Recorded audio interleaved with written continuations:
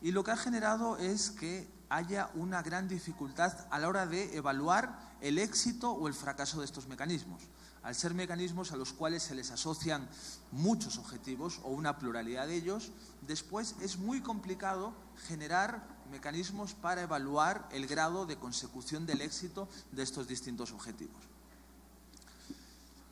Un poco el contexto en el que surgen estas iniciativas y en el cual se desarrollan y que nosotros hemos profundizado en la investigación tiene que ver con cómo ha mutado con el paso del tiempo el, a día de hoy ya famoso, derecho de acceso a la justicia, ¿no?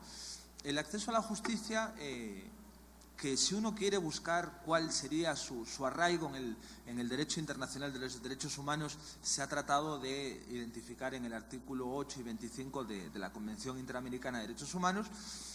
A día de hoy la gran mayoría de la doctrina tiende ya a definirlo, no tanto así la jurisprudencia, pero sí la doctrina, como un derecho fundamental, que es una prerrogativa del Estado frente al ciudadano, el derecho para declarar, reconocer o ejecutar otros derechos, que al fin y al cabo lo ha convertido en un derecho bisagra o derecho instrumental. Es decir, es un derecho para acceder al reconocimiento de otro tipo de derechos. Y con el paso del tiempo, el acceso a la justicia a día de hoy ya es concebido, lo que se ha venido llamando en muchos ámbitos, como un concepto amplio de acceso a la justicia. En un primer paso, cuando hablábamos de acceso a la justicia, hablábamos de acceso a los tribunales, de acceso a los juzgados. A día de hoy, yo considero que ya es unánime todas las voces en la región que dicen que el acceso a la justicia no es exclusivamente acceso a tribunales, sino que se admite como acceso a la justicia el acceso a otros mecanismos que bien pueden estar fuera del sistema de justicia formal, pero que tienen por criterio común que van a permitir alcanzar un resultado de justicia para el ciudadano. Una definición bastante aceptada es la de las académicas argentinas Vitti y Cohen, que concibe como acceso a la justicia, 1, el acceso propiamente dicho; 2, la disponibilidad de un servicio de justicia de calidad; 3, la posibilidad de mantenerse en el proceso, que es algo que muchas veces no se explora; y por otro lado también el conocimiento de los derechos. Para poder acceder a la justicia, el primer paso es ser conocedor de que soy titular de un derecho. Entonces, las políticas de difusión y de conocimiento de derechos son vitales para que después podamos tener un grado de acceso a la justicia elevado. Por lo tanto, este concepto amplio incluye tanto la parte de justicia formal, que sería obtener una respuesta del sistema judicial en un tiempo adecuado. Por otro lado, también que los mecanismos judiciales sean mecanismos accesibles, propiamente dichos. Es decir, que sean procedimientos sencillos, comprensibles por los ciudadanos, en la medida de lo posible que sean orales, que tengan mecanismos para facilitar el ingreso de las demandas, como formularios que simplifiquen el acceso a ellos. Por otro lado, también la implementación de mecanismos alternativos de solución de conflictos ha quedado dentro de este concepto amplio, así como también las políticas de conocimiento y difusión de derechos y el respeto de las formas de justicia indígenas se ha considerado uno de los aspectos centrales para regir este concepto amplio de acceso a la justicia. De fondo o de forma transversal, en base a una opinión consultiva de la Corte Interamericana, se establece que esto debe ser también una obligación positiva por parte de los Estados. Es decir, los Estados deben de tomar medidas y de implementar políticas que de alguna forma ayuden a mejorar este acceso a la justicia y ayuden en consecuencia a reducir las barreras de acceso. Cuando nosotros partimos de la investigación nos encontramos con bastante diversidad y bastante confusión a la hora de hablar de mecanismos alternativos de solución de conflictos. En primer lugar, porque existía, y a día de hoy todavía existe, una visión bastante restringida. Nosotros entrevistamos a expertos en la materia y se circunscribía el conocimiento de los mecanismos alternativos de solución de conflictos al arbitraje, a la mediación y a la conciliación. Es decir, era un número cerrado en el cual no entraban ni se incluían otros mecanismos que, como sabemos, han ido apareciendo y han tenido bastante impacto. Por otro lado, ya cuando incursionamos en el terreno de las políticas públicas, se percibe una dificultad a la hora de medir los casos o las necesidades jurídicas. Es decir, inicialmente partíamos de una visión de casos, de causas. es decir, cualquier información estadística de cualquier mecanismo de estas características, se limitaba a medir números de causas que ingresan o que egresan. Con el paso del tiempo se ha profundizado en una idea bastante más compleja, que es la idea de necesidad jurídica. Es decir, las personas tenemos necesidades jurídicas, podemos ser conscientes de ellas o podemos no ser conscientes de ellas, en los distintos casos. Cuando nosotros somos conscientes de que tenemos una necesidad jurídica, esa necesidad jurídica la podemos expresar y la podemos dirigir hacia un mecanismo para que le dé una salida. Cuando nosotros hacemos ingresar esa necesidad jurídica, ya sea en un sistema más formal o más informal, esto puede generar dos cosas: que nuestra necesidad jurídica se vea satisfecha o que finalmente nuestra necesidad jurídica persista siendo o estando insatisfecha. Este es un concepto bastante más amplio, ha derivado en la realización de encuestas de necesidad jurídicas insatisfechas, que aquí en Colombia se han realizado, en Chile también, y que yo creo que permite analizar con mayor exactitud y con mayor complejidad cuál es el grado de necesidad que le van a reclamar finalmente los ciudadanos al Estado a través de estas iniciativas. Finalmente, el tercer aspecto, que estos son aspectos previos al fin y al cabo, en el cual hemos identificado bastante confusión, tiene que ver con la confusión entre la forma o el método, si ustedes quieren, a través del cual vamos a resolver el conflicto, y la institucionalidad que hay detrás o que lo soporta. Voy a explicar esta idea. Muchas veces se emplean determinadas formas o métodos para resolver determinados conflictos. Es decir, se utiliza el arbitraje, se utiliza la mediación, se utiliza la conciliación u otros. Muchas veces también se ha tratado de poner la atención más en cuál es el método que vamos a utilizar para intervenir determinado tipo de conflicto, que cuáles son el entorno de condiciones que envuelven a esa audiencia de arbitraje, de mediación y conciliación. Les voy a poner un ejemplo para que sea más gráfico y más visible esta idea. Al centro ustedes ven un círculo que sería básicamente la audiencia a través de la cual vamos a tratar de tener una resolución del conflicto. Y en el entorno está aquello que nos referíamos antes con la institucionalidad, es decir, la política pública alrededor de esta audiencia. Si nosotros, alrededor de una audiencia, ya sea de arbitraje, de mediación o de conciliación, le insertamos en un procedimiento que es poco flexible, que es burocrático, que tiende a ser escrito, que tiene mecanismos de notificación que, por ejemplo, sean totalmente escritos o totalmente cerrados, que no permitan notificación por teléfono, si a su vez esa audiencia de arbitraje, mediación o conciliación la envolvemos con un costo de acceso que sea gravoso para las partes, a su vez el procedimiento es un proceso complejo que requiera la asistencia de un abogado y finalmente, por las características del servicio, tiene unos tiempos de respuesta bastante elevados, por muchas bondades que pueda tener una audiencia de arbitraje, mediación y conciliación.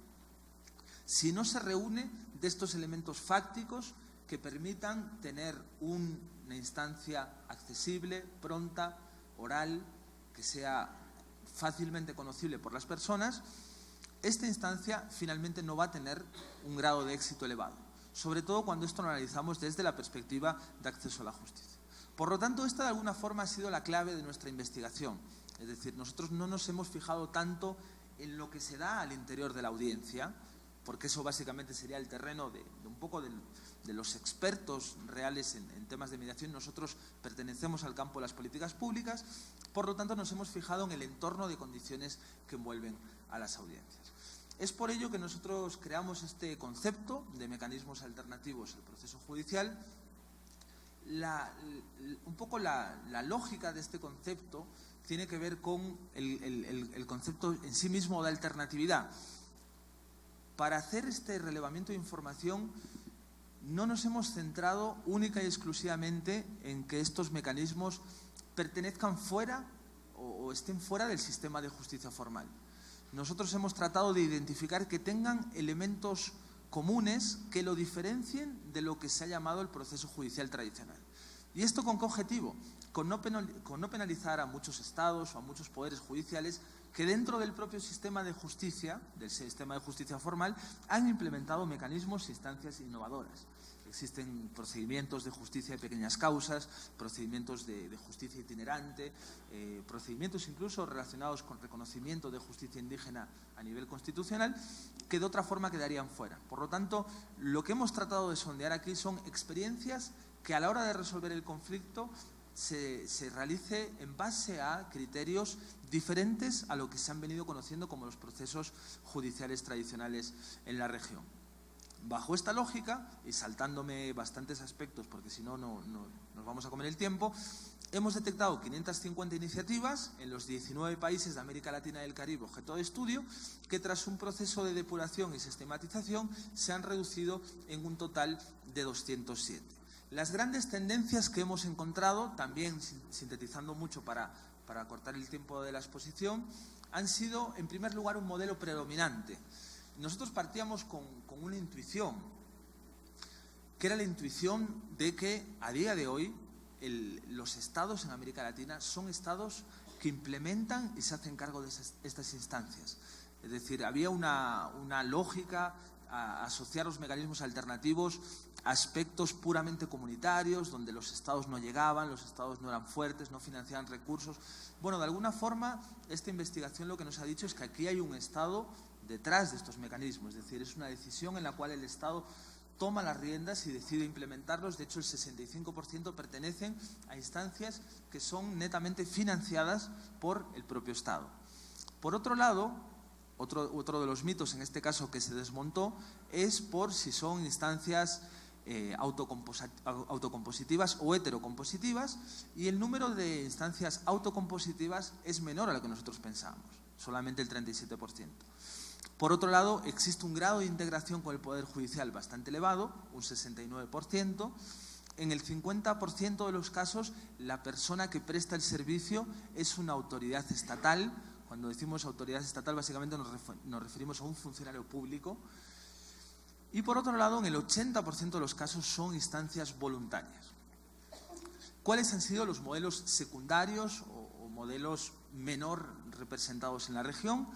En primer lugar, en función a la persona que presta el servicio, en un 23% de los casos es un especialista privado, en un 15% tan solo es un líder de la comunidad, en un 21% son instancias completamente independientes al Poder Judicial, y por otro lado, el número de mecanismos que son instancias que se conciben como requisito de procedibilidad es bastante bajo y es solamente un 8,21% del total. Esto nos permitió generar lo que hemos llamado el universo de los mecanismos alternativos al proceso judicial. No vamos a poder profundizar en ellos, pero pueden ver que en esos 11 círculos encontramos desde instancias de mediación o de conciliación extrajudicial, encontramos procedimientos administrativos en los cuales se implementan mecanismos como la mediación o la conciliación para resolver conflictos relacionados con consumo, relacionados con temas de carácter laboral. Por otro lado, tenemos justicia de paz, tenemos casas de justicia, tenemos servicios de información y de orientación jurídica, tenemos servicios de defensa jurídica gratuita, tenemos justicia de pequeñas causas, tenemos una pluralidad de mecanismos sobre los cuales no nos vamos a detener, nos vamos a centrar en los hallazgos a nivel regional o a nivel comparado. Una característica principal que se suma a lo mencionado ya en la inauguración tiene que ver con un grave déficit en la información estadística que hemos reportado. Esto ha sido una tendencia general a lo largo de todo el proceso. De hecho, de los 207 mecanismos, solamente 54 tenían información estadística. Pero después vino una pregunta posterior, que es, de esos 54 mecanismos, ¿qué tipo de información generan? Y la información es bastante pobre, por regla general. Tenemos una relación de ingreso y egreso de causas o de casos, y en algunos casos este ingreso y egreso es desagregado por materias. Es decir, en muchos casos ese es el nivel al cual llega la información estadística. Y esto, a efectos de la investigación, ha generado grandes desafíos. Motivo de ello es que decidimos focalizar la investigación en 4 experiencias determinadas, que son las que mencionaba Jaime Arellano en la inauguración, En primer lugar, la mediación obligatoria en Argentina, que ha tenido bastante impacto, ya que junto con la experiencia colombiana en conciliación ha sido de las primeras de la región.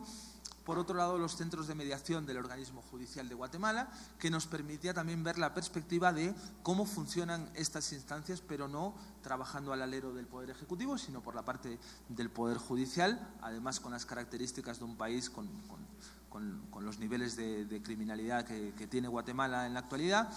Por otro lado, el Programa Nacional de Casas de Justicia de Colombia, donde veíamos una experiencia bastante fuerte, con bastante apoyo por parte del Estado. Y finalmente, los Centros Integrados de Justicia, o con su denominación actual, Servicios Integrados Plurinacionales de Justicia de Bolivia, que un poco para que ustedes sepan, trabajan con el funcionamiento de casas de justicia focalizados en grupos vulnerables, en concreto de la ciudad del Alto, en La Paz. Bien, fruto de todas estas investigaciones, fruto de los estudios de caso también, es que nosotros hemos alcanzado una serie de recomendaciones que tienen como objetivo apoyar a la implementación de estos mecanismos alternativos al proceso judicial, siempre bajo la lógica de favorecer o de mejorar el acceso a la justicia. En primer lugar, hemos percibido un déficit bastante importante a la hora de diseñar los sistemas de resolución de conflictos. Es decir, el punto de la política pública por el que debería partir sería el porqué, el objetivo. Todos sabemos que los estados de América Latina son estados que tienen recursos limitados. Entonces, un poco como tomadores de decisiones, la justificación que hay que decir es por qué yo creo estas instancias y por qué yo no creo escuelas o no creo hospitales. Entonces yo tengo que tener un objetivo que tengo que declarar, que tengo que transmitir a la opinión pública y que con posterioridad yo tengo que medir y tengo que evaluar su grado de éxito y su grado de cumplimiento. Y esto parte de la lógica del diseño de la política y es un aspecto crucial y en el cual no se ha trabajado bastante en la mayoría de países. Por otro lado, hay un déficit bastante importante a la hora de determinar cuál es la oferta y la demanda. ¿Cuál es la oferta y la demanda de justicia? Es decir, a día de hoy existen diversas iniciativas que ofrece el Estado, ya sean iniciativas que tienen que ver con la provisión de servicios jurídicos de la justicia formal o que tienen que ver con la prestación de servicios de carácter alternativo o en otros casos incluso con servicios de carácter social. Una de las lógicas del estudio de las necesidades jurídicas insatisfechas es que las personas muchas veces creen que tienen una necesidad jurídica cuando no es así. En muchos casos lo que tienen es una necesidad de carácter social. De hecho, cuando uno va a las instancias en las que muchos de ustedes trabajan, se da cuenta de que las personas llegan pensando que tienen un conflicto judicial, pero con un tratamiento de información o de orientación, a veces incluso se derivan hacia servicios que no tienen nada que ver con la justicia, ni alternativa ni ordinaria. Entonces, a la hora de implementar estas instancias, que es algo que también el estudio de caso de Colombia, que se va a presentar a continuación, incide, es necesario analizar bien cuál es la oferta de servicios que tiene el Estado en cada una de las localidades para, en base a ello y el análisis de la demanda en las distintas localidades, poder implementar el mecanismo y de esta forma poder priorizar y poder optimizar los recursos que son utilizados. Otro aspecto que hemos considerado problemático tiene que ver con la obligatoriedad. Cuando decimos obligatoriedad nos referimos a instalar estas instancias como un paso previo antes de presentar una demanda en el sistema de justicia formal. Este es un modelo que ha tenido mucho impacto, que en base a la experiencia colombiana y argentina se ha expandido a otros países, pero nosotros hemos identificado algunos casos en los cuales la obligatoriedad puede tener un mayor grado de éxito. Hay una concepción que tiene que ver con decir que cualquier materia de carácter civil o comercial en algunos casos, con algunas excepciones, pero la regla general es que sea un requisito de procedibilidad. Esto tiene un gran déficit, que es que no se analiza en concreto cuáles son las materias o en concreto cuáles son los conflictos específicos que pueden tener un mayor grado de éxito. En algunos casos, como Chile, por ejemplo, que tiene un sistema nacional de mediación familiar, se ha hecho este análisis y se ha especificado 3 tipos de conflicto en materia familiar que por el estudio del comportamiento, por el estudio de la relación de conflictividad en esos casos concretos, tienden a tener un mayor grado de éxito. Entonces, esta racionalización, es decir, este estudio de qué conflictos, de qué materias van a ser las obligatorias, puede mejorar los niveles de éxito. Por otro lado, cuando la obligatoriedad se presenta directamente como un mecanismo para descongestionar la justicia, esto también es importante evaluarlo. Es decir, no puede servir que yo diga que voy a implementar una instancia obligatoria para mejorar la congestión del sistema judicial y yo esto no lo evalúe cada cierto tiempo, que cuando se implementen reformas en los procesos de la justicia formal, esto se supone que debería mejorarla, por lo tanto yo tengo que modificar el mecanismo de obligatoriedad. Pero en la mayoría de países el instrumento de la obligatoriedad funciona de forma muy poco racional y sobre todo muy poco selectiva. Por otro lado, hay un fenómeno que es el fenómeno de la gratuidad puesto en relación con el costo. Entendemos que gran parte de estos mecanismos han sido utilizados para que sean focalizados en personas de pocos recursos o en personas denominadas como grupos vulnerables, ante los cuales se han generado estándares de gratuidad muy elevados, que en algunos casos llegan a la gratuidad del 100% del servicio, en otros casos no, en otros casos hay que hacer un análisis y una calificación. Pero esto ha generado un déficit en el sentido de que muchas veces no se ha podido generar un sano mercado al entorno de los mecanismos alternativos de solución de conflictos. Y esto es importante si queremos que estas instancias vengan para quedarse. Es decir, esto debe ser visto por parte de los profesionales también como una oportunidad para poder desarrollarse profesionalmente. Entonces, más allá de las instancias en las cuales se trabaje de forma financiada por parte del Estado, también es importante generar y no descuidar aquellos espacios en los cuales se pueda acceder a estas instancias con costos de acceso que permitan de alguna forma que se genere un mercado de profesionales al respecto. Por otro lado, en relación a los perfiles, esto lo hemos focalizado de dos ópticas. En primer lugar, es importante focalizar el perfil del usuario, es decir, tratar de especificar cuál es el segmento poblacional en el cual queremos impactar. Y por otro lado, en lo que tiene que ver con el perfil del prestador del servicio, esto ha generado bastantes conflictos en muchos países y tiene que ver con el debate de la obligatoriedad de que los mediadores o conciliadores sean abogados en algunos casos. En otros casos incluso se ha debatido la prohibición de que los abogados puedan ejercer como mediadores y conciliadores. Ha sido un objeto de muchos debates. Todavía no hay información pura que pueda permitir demostrar cuál de las dos alternativas es mejor. Sin perjuicio de ellos, para nosotros no debería ser excluyente que los abogados puedan desempeñar este tipo de funciones. Sin perjuicio de ello, donde se debe de focalizar el impacto es en que estas personas, sean abogados o no, en verdad tengan capacitación en los temas en los cuales van a ejercer. Por lo tanto, no debería verse tanto bajo la lógica de si excluimos o integramos a los abogados, sino, bueno, independientemente de cuál sea la profesión de origen de cada uno, busquemos que sea gente que se haya perfeccionado en la aplicación, en el uso de mecanismos alternativos de solución de conflictos. Un quinto apartado tiene que ver con la coordinación del sistema judicial. Y esto se ve en dos aspectos. Uno un poco más de operación, un poco más cotidiano, es decir, cuáles son los mecanismos que utilizamos para derivar casos al sistema de justicia y sobre todo si estos mecanismos son eficientes o no. Pero por otro lado, cuando hablamos de coordinación tiene que ver con lo que se mencionaba también en esta inauguración, de que no podemos permitirnos tampoco que los mecanismos alternativos de solución de conflictos, con el avance que hayan tenido, garanticen estándares que al fin y al cabo vayan a ser más atractivos para los ciudadanos, porque esto va a generar un efecto bastante importante que tiene que ver con el desmedro del sistema judicial.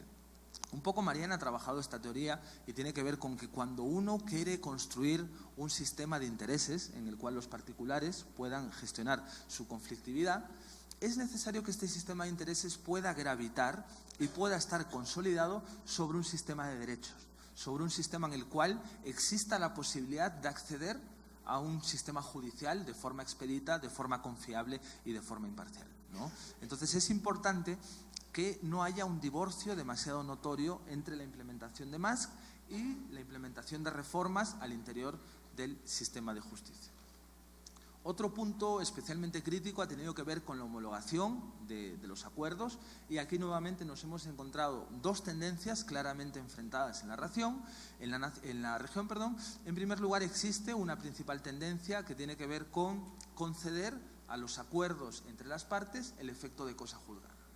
Y en la otra cara de la moneda nos encontramos otra tendencia que tiene que ver con lo contrario, con la necesidad de que ese acuerdo sea sometido a una especie de validación o de homologación, que en la mayoría de los casos es un trámite de carácter puramente administrativo, en el cual el juez hace una revisión formal de la legalidad del acuerdo, ¿no? Esta división tiene que ver con dos ideologías a la hora de entender los MASC. Es decir, ¿en verdad nosotros estamos dispuestos a darle a los ciudadanos la posibilidad de que ellos mismos resuelvan sus conflictos o no? En la mayoría de los casos, cuando hemos analizado el por qué se adoptó la medida de la necesidad de homologación de los acuerdos, ha tenido que ver por eso, una desconfianza hacia los propios usuarios de estos servicios y hacia los propios mediadores y conciliadores que intervienen en la generación de acuerdos. Y cuando uno sabe un poco el día a día, a la hora de trabajar temas de mediación y conciliación, a través de la capacitación es muy sencillo poder transmitir a los mediadores y conciliadores cuáles son aquellas materias sobre las cuales está prohibido acordar, y por lo tanto debiera tratarse de favorecer que los mediadores y los conciliadores puedan trabajar sin generar acuerdos legales versus generar este mecanismo de homologación, que en muchos casos lo que genera es un retardo cuando ya la ciudadanía ha podido resolver el conflicto. Además, ahora le piden que vuelva a ingresar al sistema y que eso suponga un retraso en finalmente la consecución del acuerdo. Por otro lado, debemos de tratar de profundizar a la hora de medir cuál es la tasa de resolución de los conflictos, y cuando decimos conflictos inherentes es aquel conflicto primario, aquel conflicto que subyace por detrás de la necesidad jurídica que se ha manifestado en el sistema. Y esto tiene que ver con profundizar en los mecanismos para hacer seguimiento al cumplimiento de los acuerdos. Esto también es una característica común que se ha descuidado bastante. Es decir, ingresan las causas o las necesidades jurídicas al mecanismo alternativo, pero ¿qué pasa después? Es decir, ¿cómo generamos mecanismos que sean eficientes, que sean rápidos, que sean cómodos, que no sean muy caros, para poder hacer un seguimiento, un acompañamiento a cuál es esta tasa final de resolución de conflictos y evitar de esta forma el reingreso? Por otro lado, es fundamental seguir avanzando en la profesionalización del sector, es decir, seguir generando que estas instancias sean una salida laboral interesante para que las personas se acerquen a ellas, estudien, se especialicen y que finalmente puedan tener un desarrollo profesional que, si bien puede estar en el sector público, en las experiencias que son financiadas por el propio Estado, lógicamente también deben de tener un correlativo en el ámbito privado.